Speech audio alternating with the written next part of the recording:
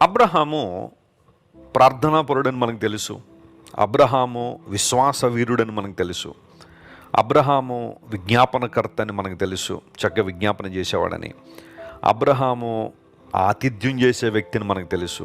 అబ్రహాము విధేయతలో ముందున్నాడనే విషయం మనకు తెలుసు. కానీ ఆదికాండం 14వ అధ్యాయంలో మనం నేర్చుకునే ఒక నూతన విషయం ఏంటంటే, అబ్రహాము యుద్ధ వీరుడు కూడా. యుద్ధం చేయాల్సిన సమయం వచ్చినప్పుడు అబ్రహాము చాలా గట్టిగా పోరాడాడు. మనందరికీ తెలుసు కదా, బబులోనుకు సంబంధించిన 4 రాజులు ఈ సొదొమ గొమొర్రా ప్రాంతాలకు సంబంధించిన 5 రాజులను పట్టుకుని వెళ్ళిపోతున్న సమయం అది. అప్పుడు అబ్రహాముకి ఆ విషయం తెలిసింది.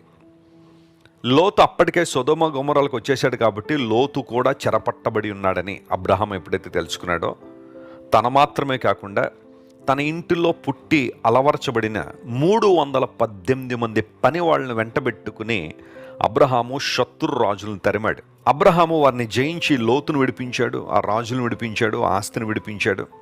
అవన్నీ విడిపించుకుని వచ్చేస్తున్నప్పుడు రాజు లోయ అని పిలువబడిన షాలేము లోయకు రాజుగా ఉన్న మెల్కీసెదెకు అబ్రహామును కలుసుకున్నాడు. అబ్రహామును కలుసుకున్న మెల్కీసెదెకు అబ్రహాముని ఈ విధంగా ఆశీర్వదించాడు.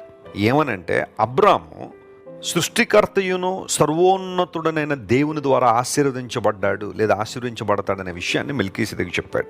ఆ తర్వాత మెల్కీసెదెకు అతనికి రొట్టెను ద్రాక్షరసం ఇవ్వడం, అబ్రహాము 10వ వంతు మెల్కీసెదెకు ఇవ్వడం, ఇవన్నీ ఆ అధ్యాయంలో మనం చూస్తున్నాం. అయితే ఇక్కడ గమనించాల్సిన వాగ్దానం ఏంటంటే, అబ్రాము దేవుని చేత దీవించబడతాడు, ఆశీర్వదించబడతాడు.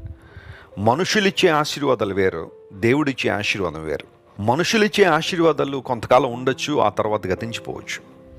మనుషులిచ్చే దానములు, బహుమానములు, కానుకలు కొంతకాలం ఉండొచ్చు, ఆ తర్వాత గతించిపోవచ్చు. కానీ దేవుడిచ్చే ఆశీర్వాదం మాత్రం శాశ్వతమైనది. ఆ ఆశీర్వాదం గొప్పది కదా. ఎలాంటి దేవుడు నిన్ను ఆశీర్వించబోతున్నాడు అంటే, ఆయన మొట్టమొదటిగా సర్వోన్నతుడనే దేవుడు. L Elyon. దేవునికి ఉన్న కొన్ని పేర్లలో ఒక పేరేంటో తెలుసా? L Elyon. ఎల్ ఎల్యోన్ అనగా అందరికన్నా ఉన్నతుడు, సర్వానికి ఉన్నతుడు, సర్వోన్నతుడు అనే మాట మనం చూస్తున్నాం.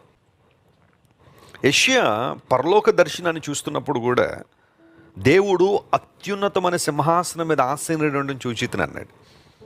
ఆయన సర్వోన్నతుడు కాబట్టి ఆయన కూర్చునే సింహాసనం కూడా అత్యున్నతమైంది ఉంటుంది. High and lifted up. అందరికన్నా ఉన్నతమైన సింహాసనం అనగా సమస్తము ఆయన ఆధీనంలో ఉన్నవి, సమస్తము ఆయన అధికారం క్రింద ఉన్నవి అని చెప్పడానికి చెప్పిన మాట అది. సర్వోన్నతుడైన దేవుడు.